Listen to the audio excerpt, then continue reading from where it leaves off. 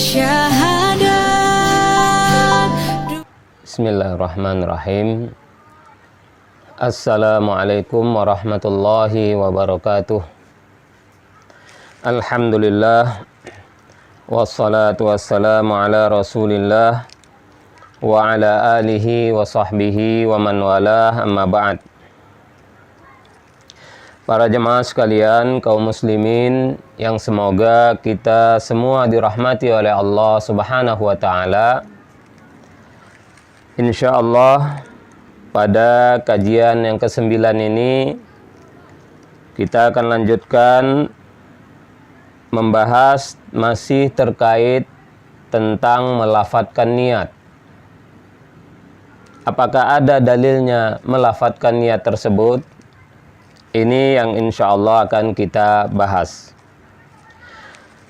Para jemaah sekalian, terkhusus teman-teman saya, guru-guru saya, para ustadz salafi, janganlah kita menjadi orang yang seakan-akan sombong terhadap nasihat.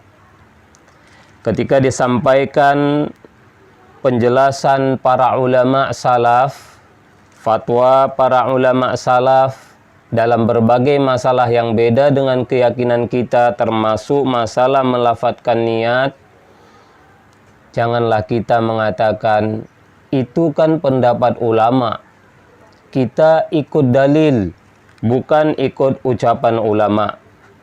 Para jemaah, jangan terlalu sombong. Kalau banyak ulama ahlus sunnah berpendapat, apalagi mayoritas ulama ahlus sunnah salaf berpendapat, maka jangan pernah menganggap itu tidak memiliki dalil. Termasuk dalam masalah melafadzkan niat. Ada satu hal yang perlu kita luruskan.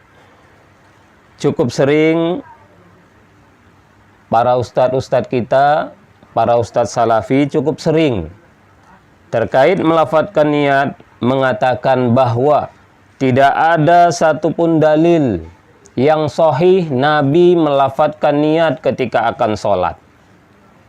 Bahkan hadis dhaif pun tidak ada. Bahkan hadis palsu pun tidak ada. Para jemaah yang dimuliakan oleh Allah, ini ucapan yang sebenarnya sangat tidak pantas kita ucapkan. Ucapan ini menunjukkan kita orang-orang yang tidak tahu dan tidak mengerti apa itu dalil. Para jemaah, kalau contoh benar, tidak ada satupun hadis sahih, bahkan dhaif, bahkan palsu, Nabi mengucapkan usolli. Memang tidak pernah ada.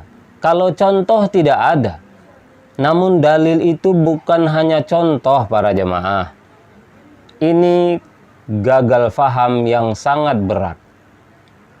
Sudah kita bahas di kajian kedua, ketiga, dan keempat bahwa dalil sama sekali bukan hanya contoh, namun qiyas kepada dalil sahih yang lain juga dalil.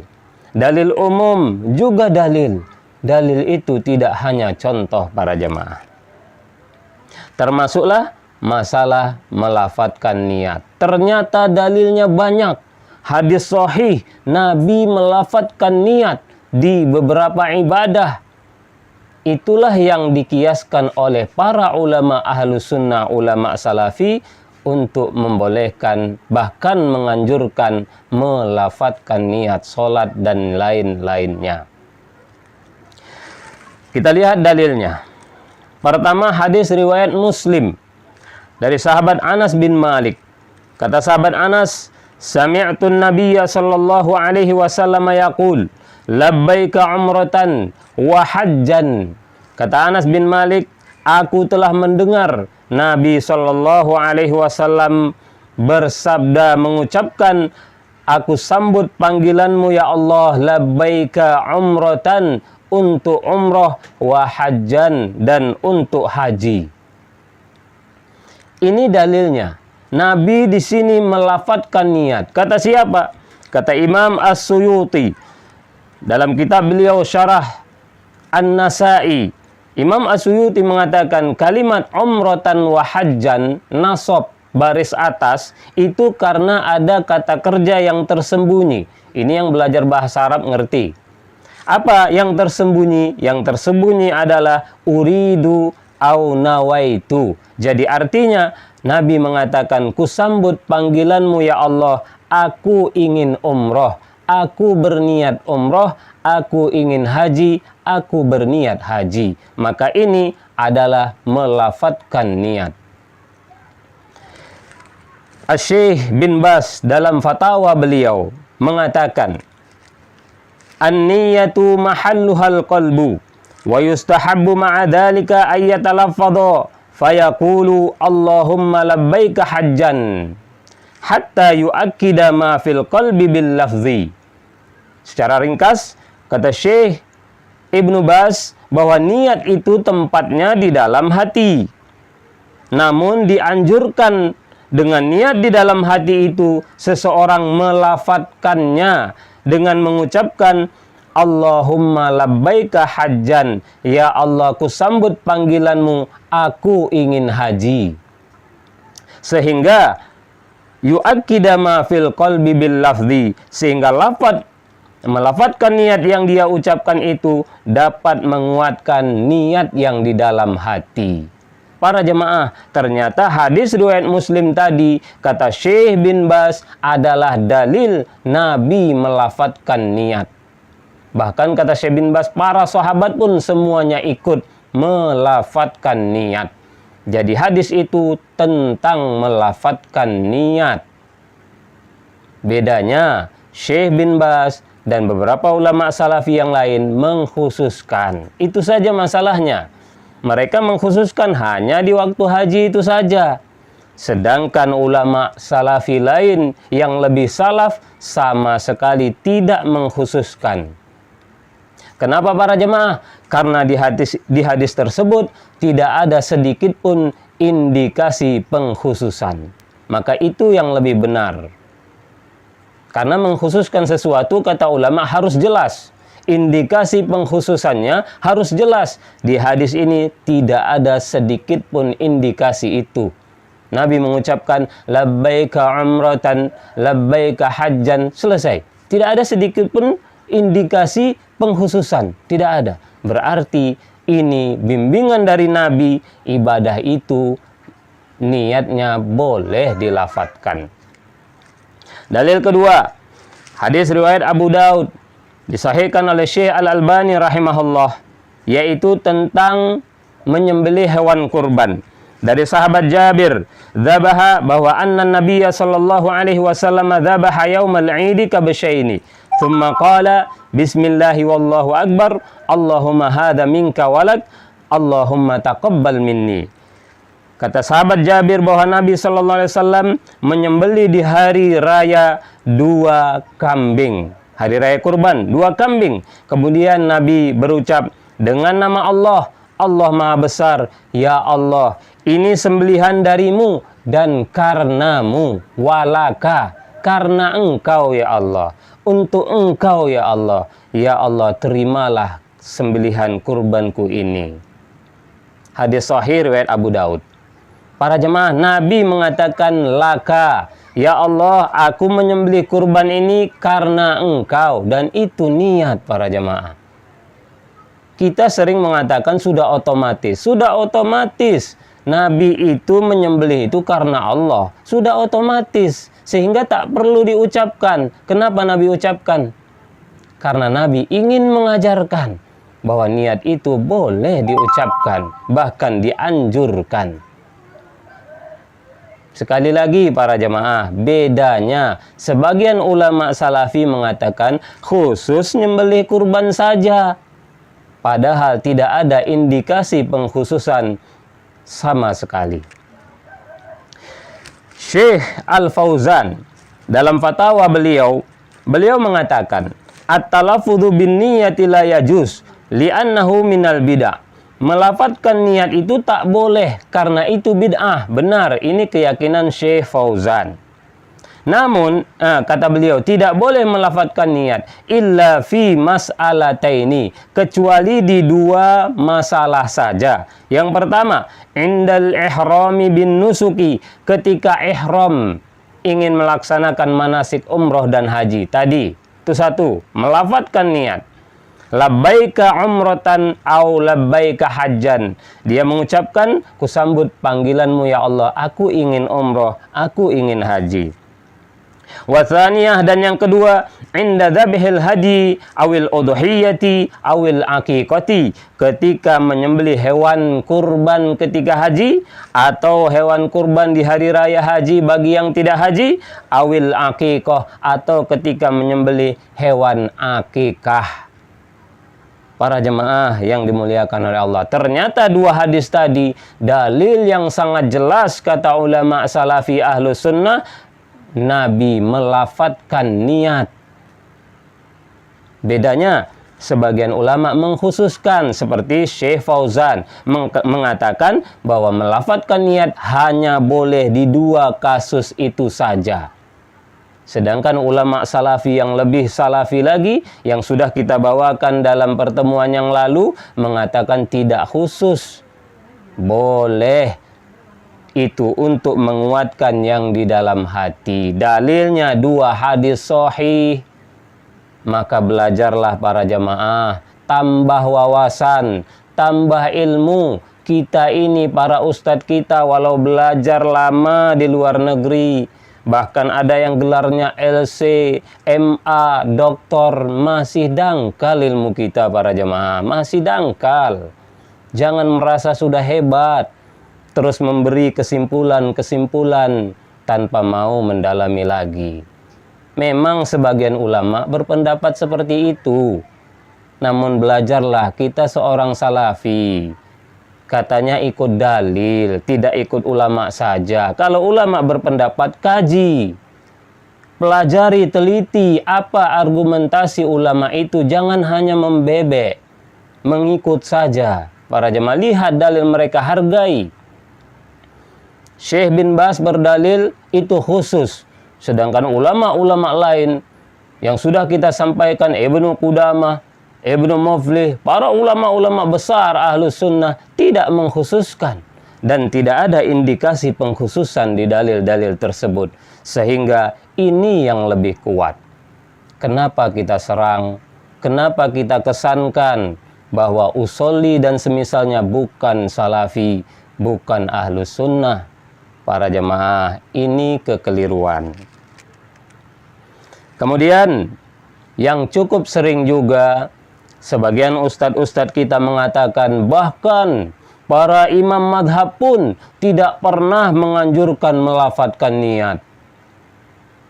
Para jemaah, kalau tidak tahu, lebih baik diam.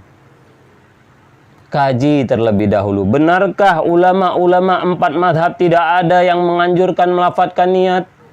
Kok bisa semua ulama madhab Syafi'i sepakat bahwa melafadzkan niat itu dianjurkan, yustahab? Apa mereka semua orang bodoh, para jemaah? Mereka jauh lebih berilmu dari kita semua, bahkan dari semua ulama salafi di zaman ini. Maka dalami, kaji, tambah wawasan. Jangan merasa cukup dengan ilmu dangkal yang ada pada kita. Seorang ulama ahlus sunnah, ulama besar ahlus sunnah salafi bermadhab Syafi'i, Imam Ibnul Muqri, dalam kitab beliau Al-Mu'jam, kata beliau, akhbarana Ibnu Khuzaimah haddatsana ar-Rabi'u qala kana asy-Syafi'i idza arada an yadkhula fi as-salati qala bismillah muwajjihan li baitillah muaddiyan li fardillah azza wa jal Allahu akbar. Seorang ulama besar ahlus sunnah, murid Imam Ibnu Khuzaimah, Imam Ibnul Muqri, dalam kitab beliau Al-Mu'jam mengatakan, menceritakan kepadaku Ibnu Khuzaimah. Kata Ibnu Khuzaimah, menceritakan kepada kami Ar-Rabi', murid Imam Syafi'i, teman dekatnya Imam Syafi'i, Ar-Rabi'. Kata Ar-Rabi', kana Syafi'iyu, adalah Imam Syafi'i apabila hendak melaksanakan sholat, beliau berkata, berucap, Bismillah, dengan nama Allah. Muwajjihan li baitillah, menghadap rumah Allah. Muaddiyan li fardillah, menunaikan kewajiban dari Allah. Baru beliau bertakbir, Allahu Akbar. Itu jelas melafadzkan niat para jemaah. Beliau mengatakan, saya tegak ini menghadap rumah Allah, ingin menunaikan kewajiban. Itu otomatis para jemaah. Sudah jelas Imam Syafi'i tegak itu, ia mau sholat, ia mau menunaikan kewajiban. Lalu kenapa diucapkan? Kan kata kita otomatis. Niat itu otomatis, tidak perlu diucapkan. Imam Syafi'i mengucapkan. Memang beliau tidak katakan nawaitu. Itu sama para jemaah. Melafadzkan niat itu tidak mesti nawaitu. Usolli boleh. Usolli itu kan nggak ada kalimat nawaitunya. Itu niat juga namanya, melafadzkan namanya. Niat dalam hati terus dilafadzkan supaya kuat. Dan ternyata itu Imam Syafi'i yang mengajarkannya. Langsung beliau menganjurkan. Kata Imam Ar-Rabi', kana. Kalimat kana biasanya digunakan untuk sesuatu yang sering. Berarti Imam Syafi'i sering kalau mau sholat baca bismillah lagi. Bukan sekedar melafadzkan niat, ada tambahannya bismillah. Bid'ah lagi itu. Para jemaah jangan gegabah. Ulama salaf asli, ulama salaf Imam Syafi'i hidup di generasi salaf mengajarkan salah satu cara sholat. Di antaranya boleh dilafadzkan untuk menguatkan. Jadi para jemaah, jangan kita salahkan kalau ada saudara kita kaum muslimin di Indonesia ini kemudian menuduh Ustadz Salafi ini suka berdusta. Kita tidak sanggup menyalahkannya. Karena itu fakta para jemaah. Fakta. Kita katakan, walau tidak semua Ustadz Salafi mengatakan ini, namun cukup banyak. Ada imam itu pernah mencontohkannya. Imam Syafi'i mencontohkan dan menganjurkan dengan bentuk contoh, itu anjuran. Sehingga sepakat ulama-ulama Syafi'i dianjurkan melafadzkan niat. Karena Imam Syafi'i mengajarkannya. Kita katakan tidak ada. Kalau tidak tahu, jangan katakan tidak ada. Kalau dikasih nasihat, diberitahu, terima para jemaah. Jangan keras kepala. Siapa itu Abu Ibrahim? Siapa itu Ustadz Muhsin? Baru muncul kemarin. Percuma jadi salafi. Kebenaran diukur dengan terkenal atau tidaknya seseorang. Ini orang yang sangat bodoh tentang dakwah salafi. Salafi itu bukan orangnya yang dinilai, tapi argumentasinya. Untuk apa terkenal? Tapi tidak ngerti baca kitab. Untuk apa terkenal? Sering salah mengartikan. Untuk apa terkenal? Sering gagal faham dan dusta. Untuk apa Ustadz terkenal kalau seperti itu? Para jemaah, jadi nasihat itu lihat argumentasinya. Jangan merasa sombong. Demikianlah para jemaah yang semoga kita semua dirahmati oleh Allah Subhanahu wa taala. Berbagai amalan umat Islam di Indonesia ini adalah masalah ijtihadiyah, bukan sekedar pokoknya ada ulama, tidak ada istilah pokoknya, tapi semua berdasarkan argumentasi ilmiah. Maka wajib kita menghargai, menerima masukan yang berdasarkan dalil dan argumentasi ilmiah siapapun yang menyampaikan, walau orang yang tidak terkenal sekalipun. Mudah-mudahan ini bermanfaat. Allahu a'lam bishawab. Assalamualaikum warahmatullahi wabarakatuh.